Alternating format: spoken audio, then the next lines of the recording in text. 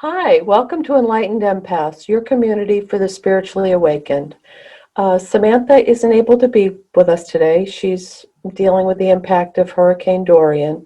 So if any and all of you could send some love and healing and good energy to all the folks who have been impacted by that, that would be wonderful. I think the people involved, the earth involved, and just energetically, anything you can do to help will be a huge, huge benefit. Today, we are so blessed and so honored to have an incredible guest come on.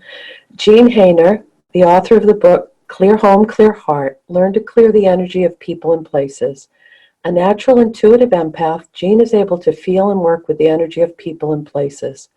Highly sensitive as a child, she easily absorbed the energy of others, as well as being overly affected by the energy held in the environments. But through over 30 years of training and experience, Jean transformed her sensitivity into the power to work with energy on a very high level. Because of her personal experience with both the challenges and strengths of being an empath, she is well known as a compassionate and effective teacher, giving you the meaningful tools you can put to immediate use in life. People all over the world have discovered in Jean's workshops a community of like minds who support each other in their commitment to a more conscious path, one that is based on open-hearted compassion. Welcome, Jean. Hi, Denise. Thank you so much. Oh, thank you. And I first came across your work when you were on Hay House Radio, and I Oh, followed you religiously because I was just so fascinated that you could pull in the correlation between the Chinese medicine and concrete things we could use in our everyday world. oh, lovely. And at the time, I was working with some highly emotionally disturbed and challenged individuals. And I would use the information that you shared about face reading and paying attention and all those things and apply it to the people I was working with. And it fascinated me to no end to see the patterns. Oh, I So love that you put it to use. That's so wonderful. Thank you. yes, and just I'm going to put in another little plug. If anyone is interested in that, we're going to focus on Jean's new book a lot in the show, but some other books Jean has written, The Wisdom of Your Face, Change Your Life with Chinese Face Reading, The Wisdom of Your Child's Face, Discover Your Child's True Nature with Chinese Face Reading, and Your Hidden Symmetry, How Your Birth Date Reveals the Plan for Your Life. What I love, love, love about your work is it all is so useful and applicable, and it's universal. It has nothing to do with whether I'm in Maine and you're in California and it doesn't matter. Right. It unites us together as a community of people. Oh, that's wonderful. Thank you so much. You're welcome. One of the things I had mentioned before we got on the air was that I had read this little blurb of a webinar you did a while back on the 3 top myths about empaths and how people will sometimes see, like the first one you had mentioned was, oh, empaths are overly emotional or fragile or volatile or so sensitive to the feelings of other people that they really can't control their own emotions. And I just found those 3 aspects fascinating. Would you mind expanding on those a bit? Sure. Well, there's different kinds of empaths. It's not all just lumped into one category. There's different ways that we are sensitive to energy. And let me kind of just define what I think of as what an empath is basically an empath is anyone who is sensitive to the energy around them, who is aware of the energy around them and is affected by the energy around them because they're so aware. And one type of empath that I call the emotional empath. And this is someone who just naturally, in terms of their personality, has their feelings very close to the surface. They're very much in touch with their emotions. They're very emotionally available to other people. In Chinese medicine, we would say that these are the people with very open hearts. But in Chinese medicine, they also teach that our consciousness does not reside in our brains, that it resides in our hearts. And so people who are open-hearted also have a very open consciousness. Now, what that means is not only are they very much in touch with their own emotions, they're very much in touch with other people's emotions too, that they can be a bit of an energy sponge, that they can take on the emotions of other people without even knowing that they're doing it because they're feeling it inside of them. So they assume it must be my feeling, it must be my emotion. So often these people not only are feeling their own feelings, they're feeling the feelings of the other people in the room or that they're connected with no matter where they are. And it can kind of be difficult to deal with, of course, when you're having so many emotions rise in your system. And this is often why they're misperceived and misjudged as being, overly emotional. There can be some aspects of that only because they're so in touch with their feelings, but usually it's not that at all. It's just that they're so open-hearted, and part of their work in the world is to learn how to create healthy boundaries for the heart, not to shut down the heart, not even to protect it as in, thinking there's something bad out there, but just learning to recognize when a feeling isn't yours. And even though that may sound like, huh? But just the awareness alone that a feeling that you're feeling might not be yours. Like, wait a minute, I wasn't feeling this a minute ago before I walked into this room or started talking to this person. So maybe this isn't my feeling, maybe this is theirs. Does that make sense? It makes perfect sense. And in the intro to your new book, you had made and this just hit me like a brick. You said every thought leaves a little deposit of energy in your environment. And I think even if we're brushing by someone in a social situation, as empaths, we may be more sensitive to holding on to that and dragging it into our energy field. And it kind of clings. Completely. It's static cling on us. Yeah, yeah. Well, I often joke that, they say that we're beings of light, and we are, but that light is often obscured by all these thick layers of kind of invisible energetic dust of stuff that we've taken on from the outside world. So, to someone who can see these kinds of things, people look more like Pigpen in the old Charlie Brown cartoons. Around them. It's not yours. The bulk of it is just stuff as you walk through the world that's kind of attached itself to you, vibrated at your frequency, and so is kind of just lingering in your field. But that can be easily cleared once you know how. Right. And then the physical empaths, they're the people that can walk into a room and sense the energy that's been there, or they may have physical reactions to things? Yes. So this is the second kind of empath that I call the physical empath. And these people don't soak in the emotions of other people, rather that they're physically affected by the energy around them. So that, I'm an extreme example of this from birth. I could walk into a room as a child and it could have been an empty room, but I would feel the energy of an argument that had happened there 2 weeks ago and start to feel sick. Start to feel completely overwhelmed because of the intensity of the residue of the emotions held in that room. So it's kind of like invisible house dust, that can linger there and build up over time.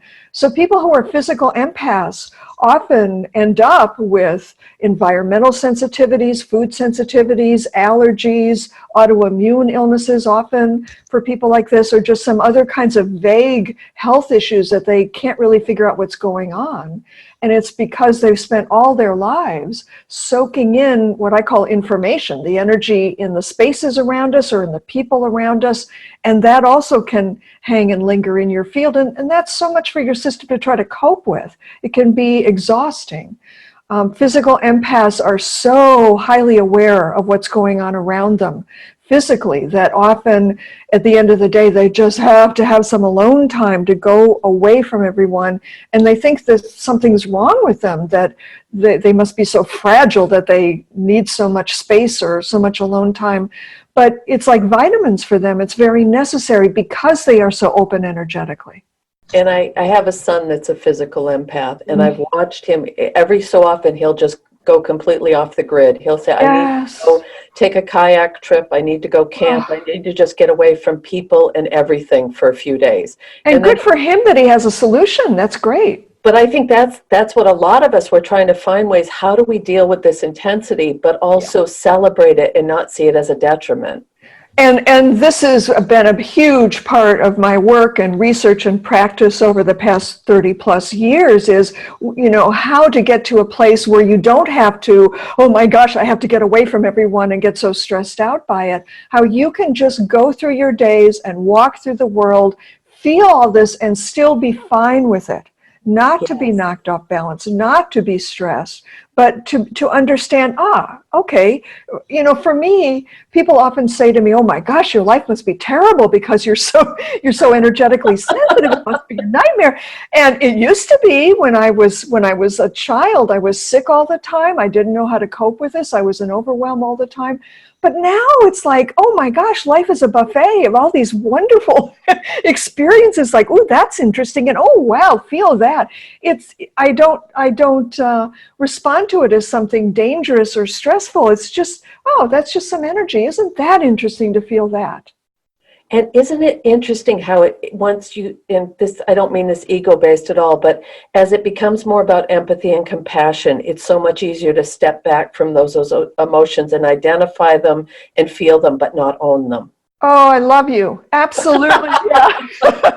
That's it. And we can't blame ourselves for not being able to do this because we've never been trained. We've never learned how to manage our energetic boundaries or how to respond to what we're feeling. There's been no language for this. Everybody feels like they're the only ones. And, thankfully now there's a huge wave of awareness coming up around being an empath. And I'm so thrilled for that because it really frees a lot of people from the self-criticism and the self-blame, thinking there's something so terribly wrong with them.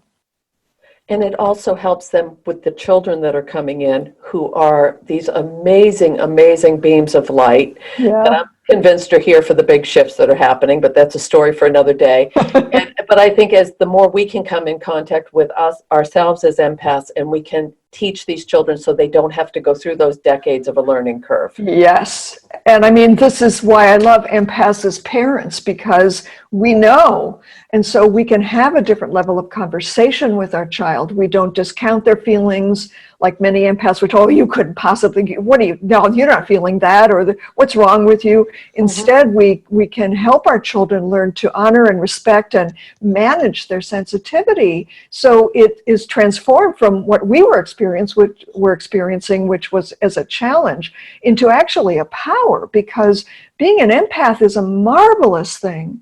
It helps you respond to people. It helps you read their energy, know how they're feeling, adjust how close you're standing to them, or what words you use with them in order to help them feel comfortable and relaxed and at peace. It's a brilliant inherent talent once you learn how to manage it and how to use it. And that's such a big key, is seeing it as a gift and embracing that, because I think it's something that some of us may come more naturally by or have more of a depth with, but I think everyone can have, it's a spectrum. I really believe. Yes, gorgeous, absolutely. And so the third type of empath, which is the one that people have kind of an issue with, and that's the person who may shut it off and become a little more what we would call toxic, or they'll shut down their emotions, or they're not, I think that and I'm thinking of someone specific in my life who was very intuitive, and as she got older, she had some situations in her life that caused some severe grief and loss, and instead of working through that, became very closed off and a bit harsh later in life.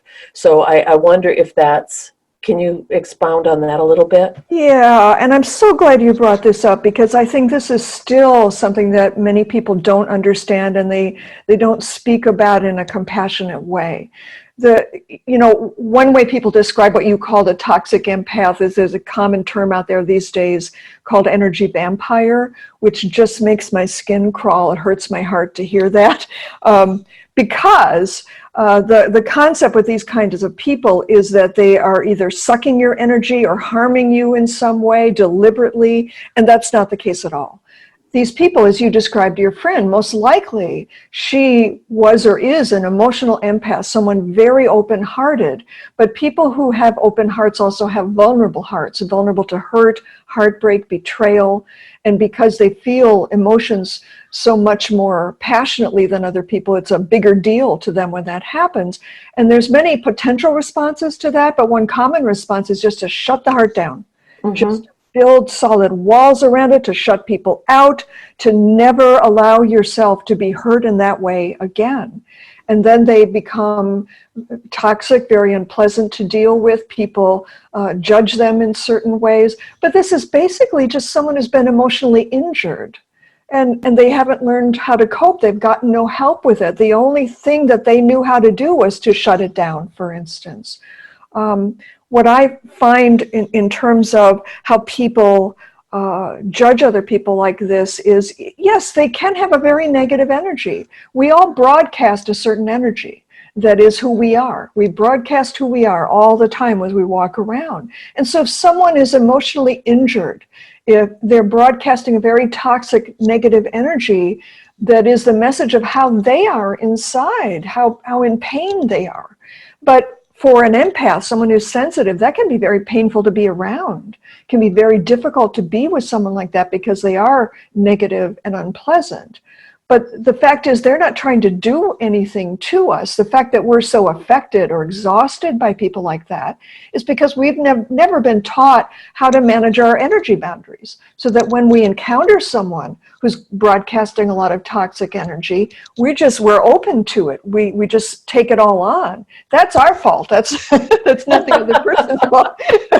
So our job is to recognize, oh my gosh, have some compassion for this person. If you saw that they were literally physically wounded, you wouldn't go, oh my goodness, I just can't stand to be around her. You would think, oh my goodness, this is terrible that she's injured. If she was physically injured, you'd try to get some help for her. If she's emotionally injured, you probably can't do that unless you're a therapist. But at the very least, you shouldn't respond negatively or cast them out of your life. You might try to avoid them if you don't know anything else. But what I found with the clearing work that I do is that, first of all, if you're forced to spend time around a toxic person, you can just clear your energy afterwards or even before, so you don't take anything on from them. And to watch your own reaction to them, because this harsh judgment of them is also affecting your energy and adding stuff that you're carrying around just from your own misperception and negative reactions to them. Does that make sense? It makes perfect sense, and it's very, very well stated. Thank you. Because I think so many of us, to protect ourselves, we equally shut down our hearts so that we don't feel any more pain. Exactly. And so we can understand they're just like a more extreme version of where we are in our lives that we're trying to grapple with. And it can be difficult, again, because there's so little information, so few teachings out there that really can help us in a practical, everyday way. It can be wonderful to listen to inspirational talks and read books and things, but when you're back at the office with that right. office mate, like, oh my God, what do you do? There's only so many meditations you can lead yourself through. And this is why my work has always been so focused on, okay, what can we do right away today? What kind of practical tools can I give you right away so that you aren't so affected, that your system is learning to respond differently? And I see that a lot with people trying to set boundaries with family of origin, that there may be people in their family who have that type of an energy, and they'll choose either to step away or find ways to protect themselves because it's caused such an emotional abyss between people, because it's painful. It's very painful. Yes, and in some cases it is absolutely the right decision to put some distance between yourself and family of origin, because that can be a very spicy stew. There's a lot of stuff going on there. My clearing workshops, you practice with people you don't care so much about or you don't have much history with, because there's not this built-in years of drama and reaction. So, it's really when you go home for a visit, that's the true test about, okay, how much have I learned here to not go into reaction to this? That can be difficult. So I don't want people to feel guilty or think there's something wrong with them that they haven't been able to deal with family, because I think that's at the extreme end of the spectrum about how do you cope with that.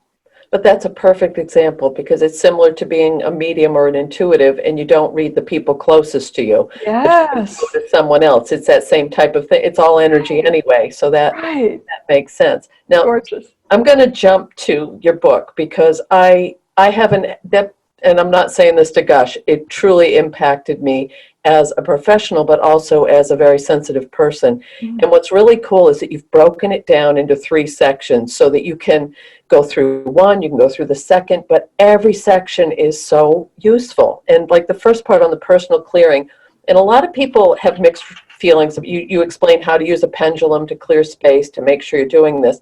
But what I love is that you actually explain why it works. Yeah. Not just, oh, get a yes, get a no, do what you need to do. You actually go into why and how it works and why it's a useful tool, and how I think that that's really important for people to have a tool that helps them get out of their head, or helps them think, oh, I'm making this up or this is what I want the answer to be. But when you get, Yes. and you show different ways in your book how to use the pendulum as a tool, so that you're not convincing yourself it's the answer you want. Yeah, and I'm a very left brain person. A lot of empaths are very left brain analytical people, and so it's important to me to find the science behind this, to have some logical explanation for what's really going on and why this does work, rather than just telling people to take it on faith or make it sound really out there and woo-woo, even though it does seem very woo-woo. Yeah. So yeah, I think that really does help people to kind of get over themselves. And good Lord, it's just simply not possible to tune into something and just out of your own mind know whether it's your imagination or whether it's, actually some information you're getting. Right. And what I love is the whole one thread that comes through the entire book is that this isn't about what you do, it's who you are. It's about what you're bringing into this. And yes, you may use a pendulum, and yes, you may do this, and there's a process to go through, but really is as you clear your own personal energy, you're almost the conduit to help other people clear theirs. That's right. Okay. I just wanted to make sure. Now, the one little thing there was a part in the book that talked about how to clear the disturbing effects of others, and that kind of goes back to what we were talking about. Yeah. But I have to admit that just fascinated the hell out of me. So, Yeah. Well, it sounds very scary, doesn't it? Disturbing effects of others. Oh my God. Yeah. But basically, think about it. How many people listening have been to a crowded shopping mall at holiday time or Costco or something like that? And, after a short amount of time there, just thinking, I have got to get out of here, or coming home literally just exhausted and thinking, what's wrong with me? It's just window shopping. I wasn't really even doing that much. But we're surrounded by other people's energy, and we are affected by that. Our system has to cope with that. And the more people around us, the more we're having to deal with. And it's not just that once you leave Costco, everything's fine, because you can carry some of this home with you invisibly in your energy field. And that's what I mean by disturbing effects of others. It's just little energetic dust bunnies that have that have latched on that aren't yours, have nothing to do with you. And so we can very easily just clear those away. And it's amazing, even just clearing that one little layer, people feel remarkably different. All of a sudden, oh my gosh, my mind is clear again, and I'm not tired anymore, and I feel great just after that. When I teach workshops, often this is the first kind of clearing that we do. And as I'm sitting there watching people doing the clearing, it's like steam rising. I can see from their heads, just like, oh, thank goodness. You can feel it, you can see it. It's really quite remarkable how much we're carrying just from having soaked it in from the people and places around us. So Samantha and I have talked a lot with people, and I do this for myself on a regular basis and suggest it to a lot of people, is protecting yourself energetically before you go into those places, before you're in those toxic environments. Do you find that makes a difference with how much needs to be cleared? Well, you're not going to like this answer. But okay. What I would suggest is, and I know what you mean, yeah. But what I would suggest is, first of all, if you believe there's something to protect yourself from, that doesn't help, because that makes your system immediately tense up and go into fear about, oh, there's something bad that's going to affect me, and oh no, and I better put up this big shield around me. And so that isn't a nice, relaxed, compassionate way of being in the first place. Secondly, when you keep doing that, that puts your system even into more stress than it was in the first place.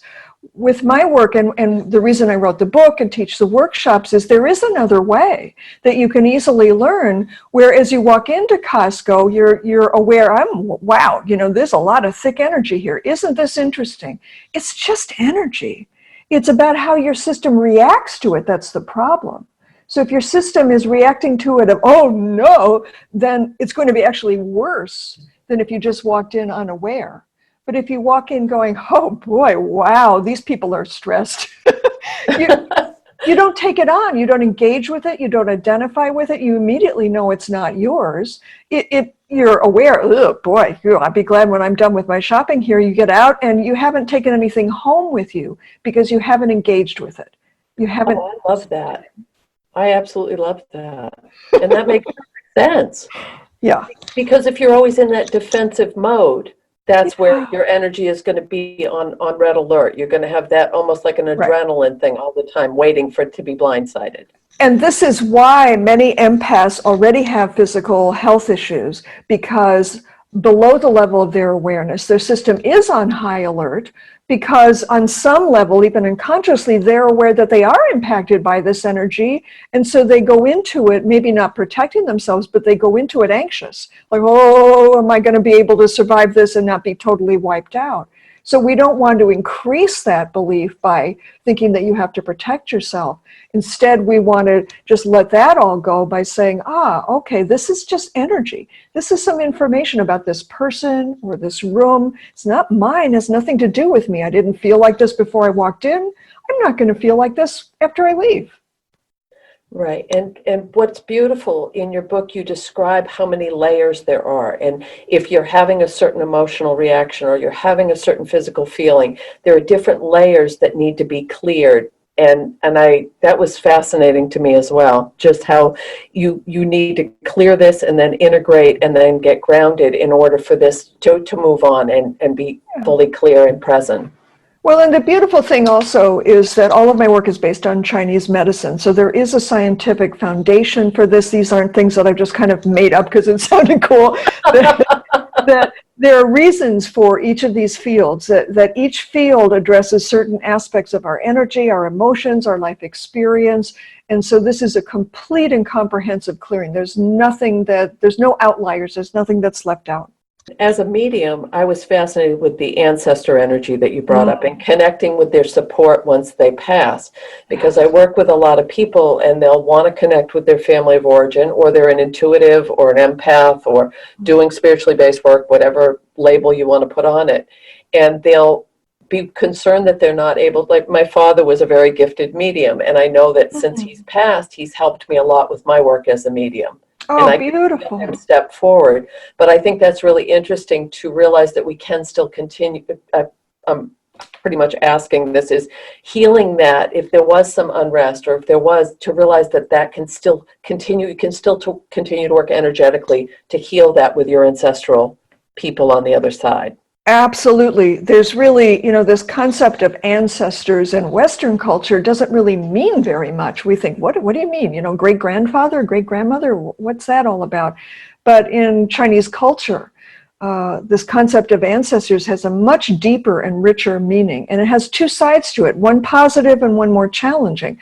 The positive side is the understanding in Asian culture that when a family member dies and passes over, they lose their sometimes troublesome personality that you may have had difficulties with. They transform into an ancestor whose role it is to beam blessings on you, to support you, to download all the wisdom and strength and power that they gained in their life to help you. And that's a big part of what you do with people. And when people can tune into their intuition, they may not be aware, but that support of the ancestors, intuitive messages that come through, an inner feeling that comes through, if we can open to that more, and that's part of what clearing this field has to do with, is opening more to that support is wonderful. But then the challenging side of this ancestor energy is that there can be what I call inherited issues, that something traumatic that happened to someone in your family line generations ago could have changed their emotional and spiritual DNA and been passed down to each subsequent generation until it landed in your life and created what is a problem for you. But because it wasn't created by you, it wasn't your original problem, no matter what you do to try to heal it, you can't heal it because it didn't originate with you. And so clearing heals back up the family line to clear these inherited issues. There's a new science, even in Western science, called epigenetics, which has proven now for instance, a trauma that happened to an ancestor affects their descendants. For instance, people who went through the Holocaust, their descendants are far more likely to have PTSD, post-traumatic stress syndrome, even if they haven't experienced trauma in their lives. They inherited it. I had done some shamanic training years ago, and that was one of the premises of that, was that any work that we do healing on that what I consider a cellular level, it sends healing back as well as forward. Absolutely. And it also supports that this is all energy. Exactly. Yeah, that's beautiful. So this kind of leads me into the next part of your book about the space clearing. And we get a lot of people from our community, from our Enlightened Empaths community, or a lot of people that Samantha and I work with, who are feeling energy in their homes, or their children are unable to sleep in their rooms, and I've moved around a lot, so I've lived in a lot of different places, and I feel the energy because I believe homes or buildings hold the energy of whoever has lived there or been there. And one time I lived in this brand new house and there was no energy. And I have never slept so well in my life because it was just this peaceful, peaceful place. And from what you're describing in your book, you can help your home become that peaceful, peaceful place through space clearing. Absolutely. And this is actually how I got into this, because I was so sensitive to the energy of environments. I found it very difficult to be in most spaces and thought something was wrong with me. It wasn't until long ago, when I was in my 20s, I married into a Chinese family, traditional from China. My mother-in-law, very traditional, barely spoke English. But she started to try to teach me about Chinese medicine, Chinese philosophy, feng shui, Chinese face reading, all these things. And the one thing that I immediately really listened to her about was feng shui, because that was saying to me, gosh, maybe I'm not crazy. Maybe there really is invisible energy that moves through spaces and can get stuck or stagnant or go out of balance and be affected. And so that was my first doorway in. I long ago, before feng shui became, kind of a trend back in the 90s, I was teaching and consulting with feng shui. And before it kind of became silly and was all about, hanging crystals in various places. There's much more to it than that. But that's what took me into space clearing, because I often say that feng shui is about the visibles in the space, like where do we put the couch and what color should the curtains be, and that's all very important. But space clearing is about the invisibles.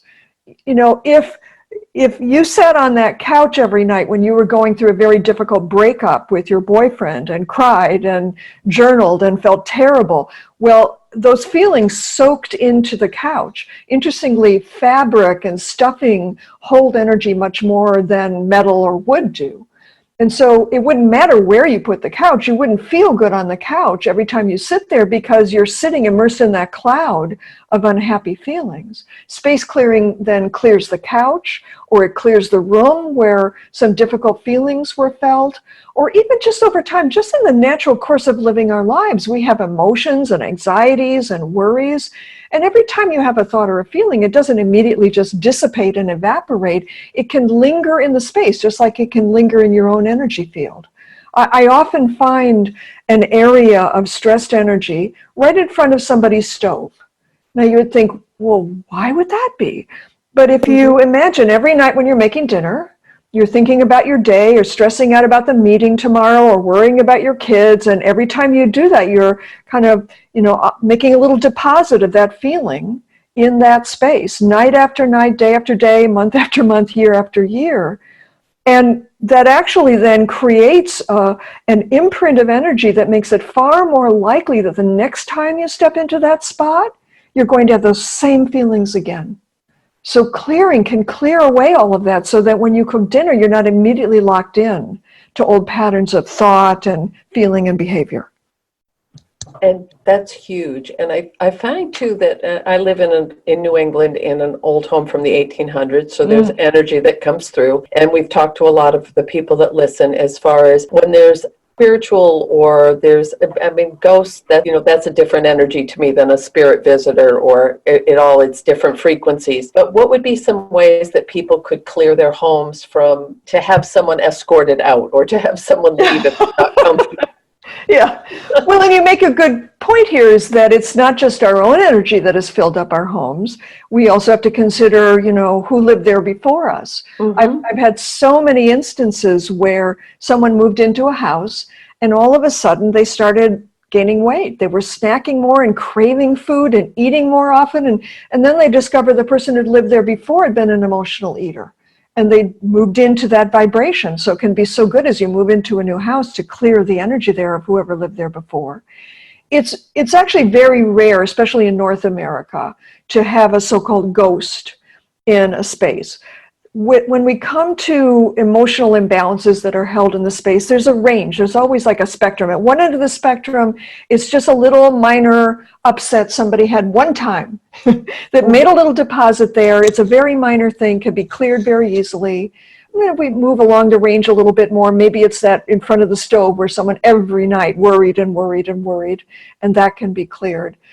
Later on, as we move along the scale there, it can be a situation like I've had many times, but just as an example, there was a home where a little old lady every afternoon for 30 years had taught piano lessons in the corner of her living room.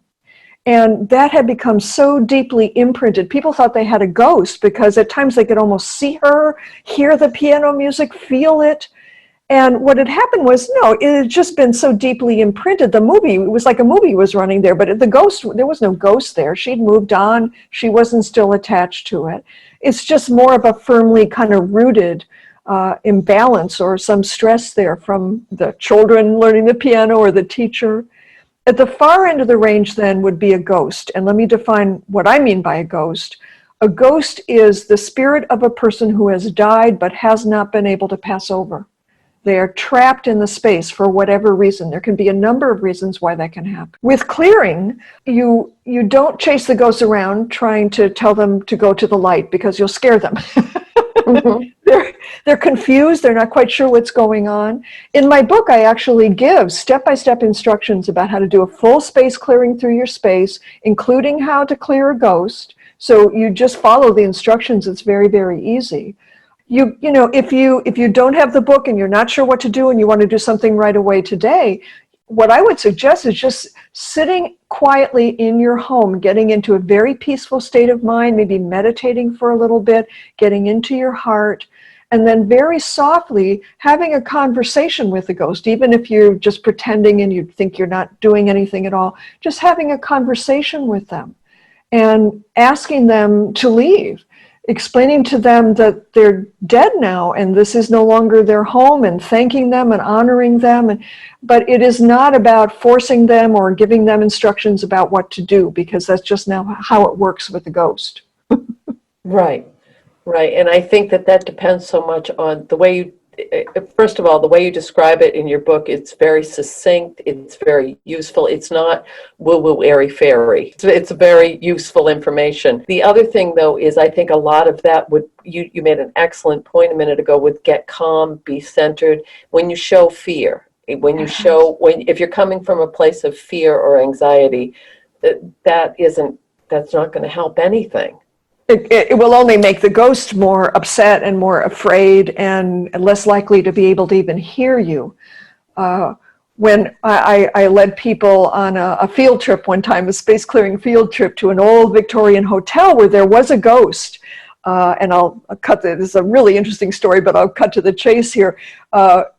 She kind of materialized at the end of a corridor of one of the hotel, and we were standing in a group in the corridor, and all we did was just kind of do energy clearing, as I teach you how to do in the book and in my workshops. And she gradually approached us closer because she felt more and more safe. She felt the peacefulness of what we had kind of settled into. She approached closer and closer until she was standing right next to me. And then with this beautiful, just kind of sigh, we could all feel her just release. And then this huge wave of gratitude passed through all of us. And this is, gosh, once you've cleared a ghost, you'll want to do it every day.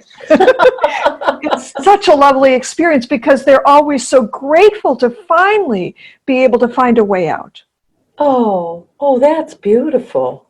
That is so beautiful. You know, my whole premise is if I can raise my vibration and come from more of a place of compassion and empathy, it's going to help someone else raise their vibration and be in that same space. And that's going to cause a ripple effect and help with the healing that needs to happen on the planet, right? What you're talking about is do that same thing with people in spirit, whether they're your ancestors, whether they're ghosts, whether it's all residual energy in your home. It's about connecting with that from a place of peace and tranquility.